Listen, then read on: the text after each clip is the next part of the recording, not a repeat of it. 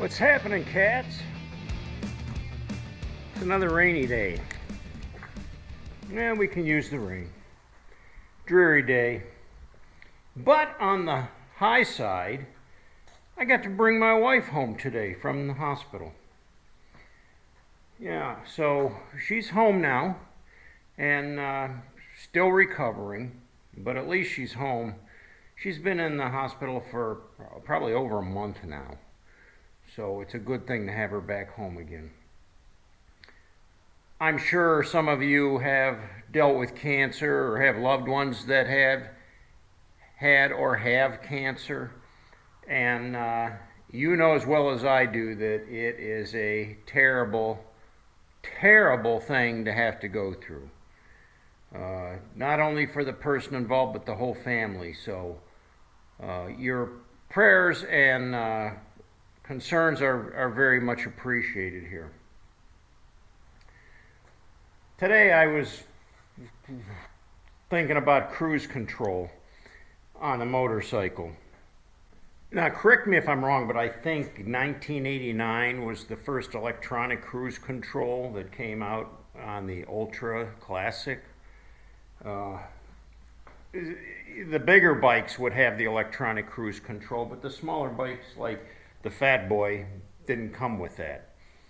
Obviously mine didn't come with that. Now I don't know how the electronic ones work, but I assume it's similar to an automobile where you set the cruise at whatever speed you want and it'll maintain that speed, and as soon as you tap the brake lever it'll disengage. So I don't know, I mean some of you probably have electronic cruise control on your bike, and it would be interesting to know how that works. I think it's pretty simple. Mine though, no cruise control. So when you're on the highway, what do? I mean, you know, your hand's on the throttle literally for hours, and you're, you know, I ride all day, and my arm and my hand would get cramped, you know. My arm would get sore. And if you let go of the throttle, most throttles are spring loaded. So when you pull the throttle on, it snaps back to an idle position. So, you know, if you're going 70 miles an hour on the highway, you let go of the throttle to rest your hand, you're slowing down. You don't want to do that in traffic. So what's the option, you know? On this, it's got what I like to call the suicide cruise control. Down underneath the throttle, so you can see it better right here, this little thumb screw thing, yeah, you can use your thumb. So if I'm on the bike, I'm going to loosen it or tighten it. I tighten it this way, and that way the throttle doesn't spring back. You have to manually turn it back. And then to loosen it, you have to reverse that while you're riding with your thumb, you know, pulling it with your thumbnail. So it's very awkward.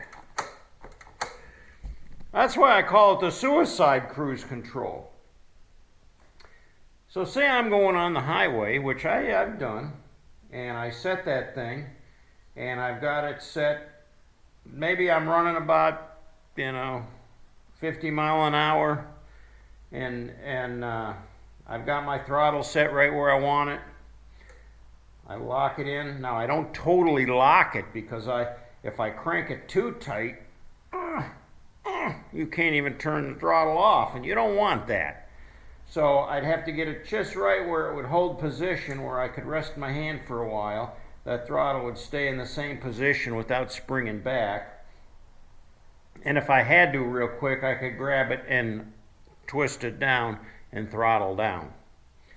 When I wanted it off though, I'm going to have to use my thumb and unscrew this thing to where, you know, it snaps back freely. Well, it's not like a true cruise control. All it is a throttle lock. So say I'm going 60 mile an hour on the highway, on the level. That means when I come to a grade and I start going up a grade, I'm going to end up doing like 50, 45 mile an hour. I'm going to have to pull back and give it a little more gas. You know, it just doesn't have the power to maintain speed going up a grade. Same going down, you know, when I reach the crux of the grade and I start going back down, losing altitude, I could be doing 75 mile an hour, 80 mile an hour, and I'm going to have to let off the throttle. The other problem that you have when you're running on the highway and you have your cruise control set are tractor trailer semis. I don't know if you spend any time on the highway, but you're going to come up behind a semi. And you'll find that within a certain distance behind that trailer, there creates a vacuum. And I don't know, it starts maybe a couple hundred feet behind the truck. So you can be doing, you know, equal speed to the truck.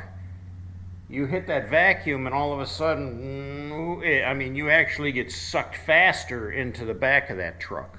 So you have to be very cautious with, you got your throttle locked and you're going along and all of a sudden you get into that vacuum behind a semi and it's pulling you, it's sucking you right into it. And you got to be quick to pull off on that throttle. I hate semis on the road with my motorcycle. I mean, they're somewhat intimidating. I mean, you're sitting on this little tiny piece of iron and you don't really have a lot of protection.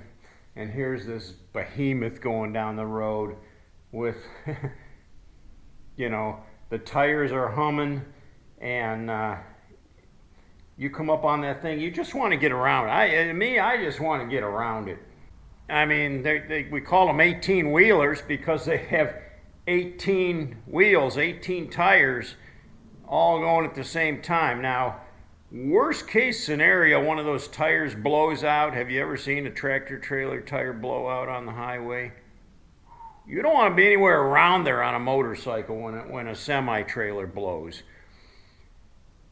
It makes an incredible boom for one, and then rubber just starts flying off of there. You've seen them, they called them alligators laying in the road, great big chunks of rubber that blew off semis. Yeah, you don't want to get tangled up on a motorcycle with anything like that. So it was always my wish to get around these suckers as fast as I could. Now, as you're passing the semi too, and you come up towards the tractor or the actual cab, you get this turbulence that's coming off the front of the truck. So you get like this gusset of wind that hits you. So you gotta be prepared for that too. And that can throw you off a little bit.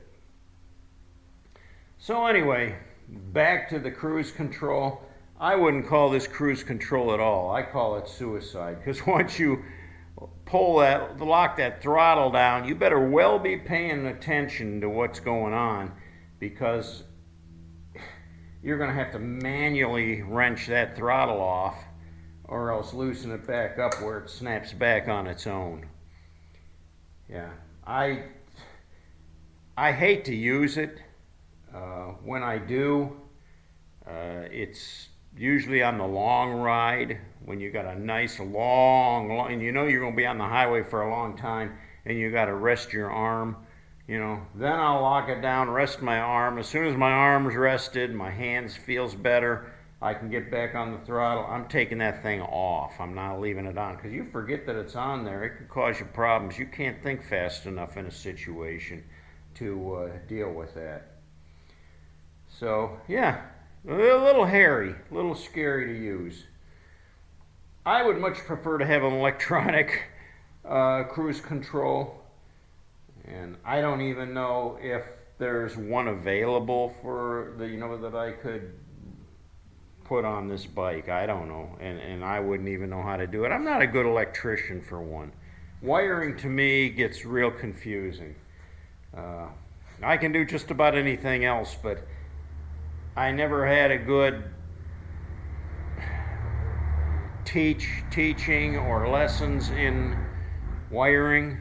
So, you know, I pretty much know what the ground is and the hot wire, and aside from that, when it comes to a big tangle of wires under the console there, I'm lost. I don't know what goes where. Some guys are pretty good with that stuff.